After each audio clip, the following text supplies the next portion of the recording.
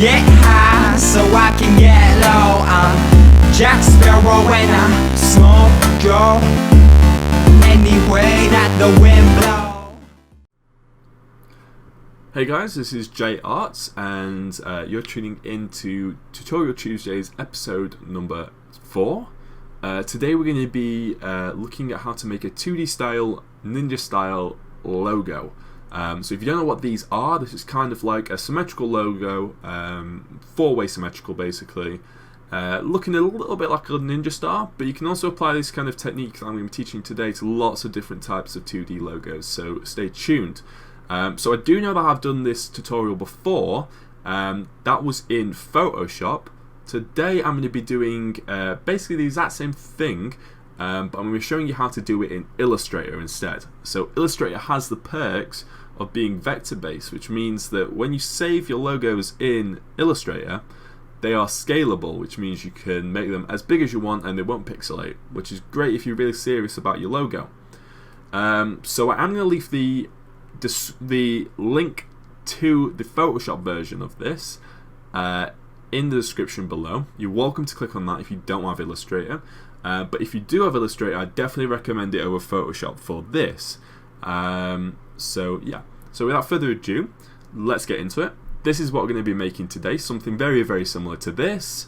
You can see it's got 4 different sides, it splits 4 different ways. Here is another example, something similar to this.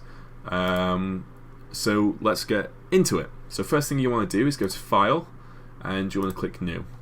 So I'm going to name this one Ninja, and you want your composition to be a square. So I've got mine set to 1000 by 1000, but you can have it anything you want as long as it's a square. And also just make sure that your color mode is in RGB, because that's the best one for any logos you're wanting to put onto a screen. So press OK. You've got a blank composition here. First thing you want to do is go to the rectangle tool on your toolbar to the left. You want to click, and you want to create it just a little bit bigger than your composition. So mine was 1000. I'm going to set it to 1100. Adjust that how you will.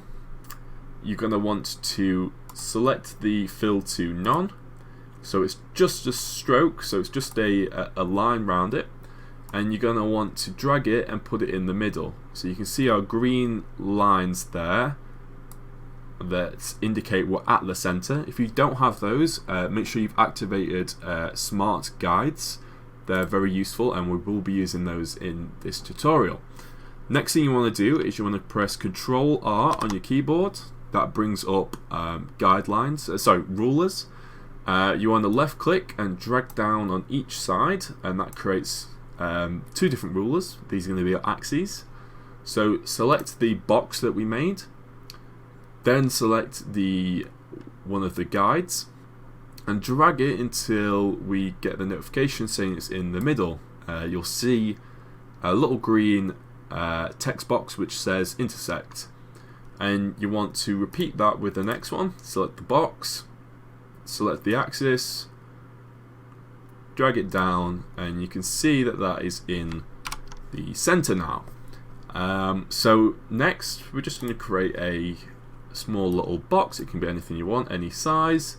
Make sure you can see it, so put a stroke on it.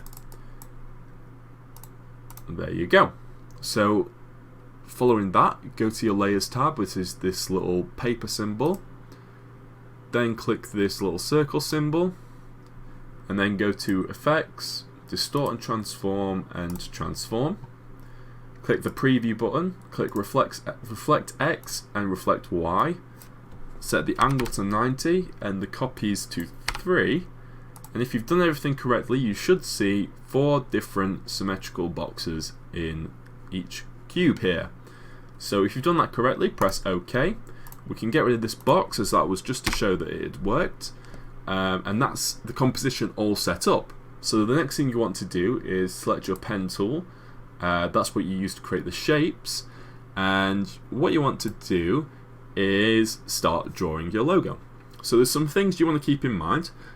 Make sure your lines are compatible with other lines. So that kind of means when we're creating a shape, make sure it kind of fits nicely with other shapes.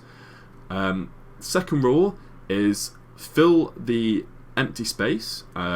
Generally, logos don't look very good if they've got lots of empty space, especially in the middle. So I like to fill those, and I'll show you how to do that. Okay, so starting off, we take our pen tool and create our first little points. I'm going to create mine here. And then your second point, you can click and drag, and that creates a curve, and creates any kind of curve you want, really. So I'm going to put it there. Now you'll see that if we try to put a third point, it will create this weird little curve automatically, which in general we don't want within just our logos. We want them to be quite pointy. So to get rid of this, you hold Shift and then click the point that you've made last. That will get rid of an anchor point, and then you'll be able to continue making your logo without it. So as you can see, that's created a point. And basically you just want to repeat that step quite a bit.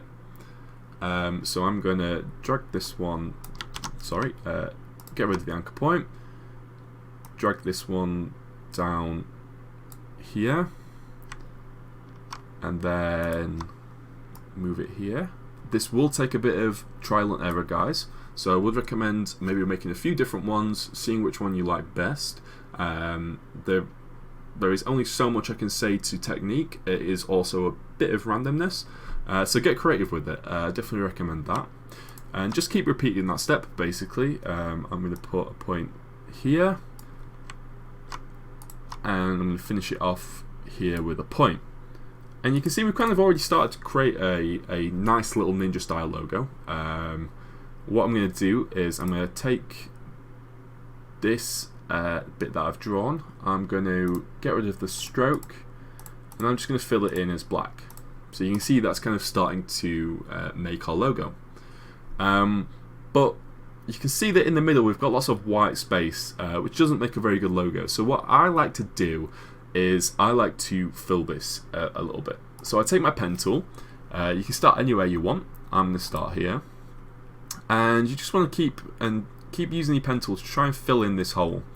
So I'm going to do this, and maybe do this, just following the lines that we've already made. Of course, our first rule, and create a shape something like that. So filling in the white space, making sure you've got all the lines lined up, and you can see we've filled quite a bit of space there, which I'm quite happy with. The bit that I like to do as well is kind of give it a 3D look. So with these little bits on the edges here, what I can do is I can put something a little bit like this in. It kind of makes it look like it's folded upwards on one side and gives it a bit of extra spike. And what I like to do is I like to fill in the middle space with some kind of cool design.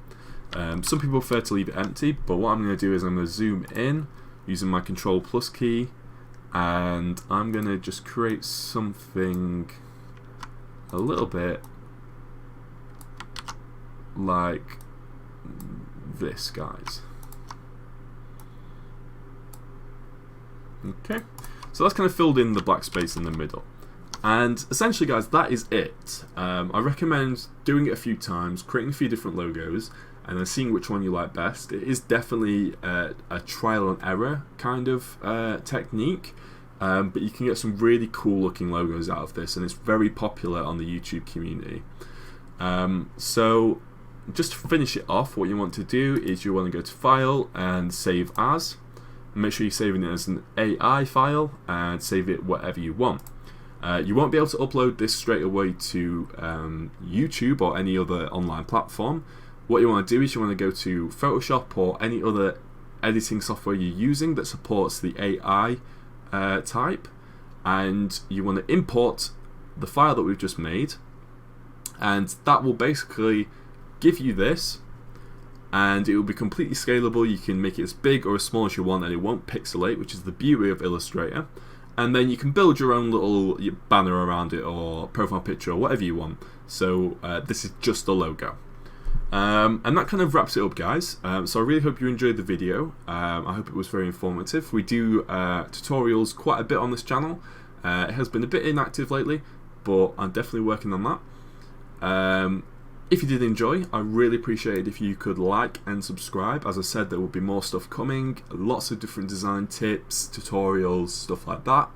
And obviously it helps me out as well. So that is it, guys. Hope you enjoyed. Have a great day.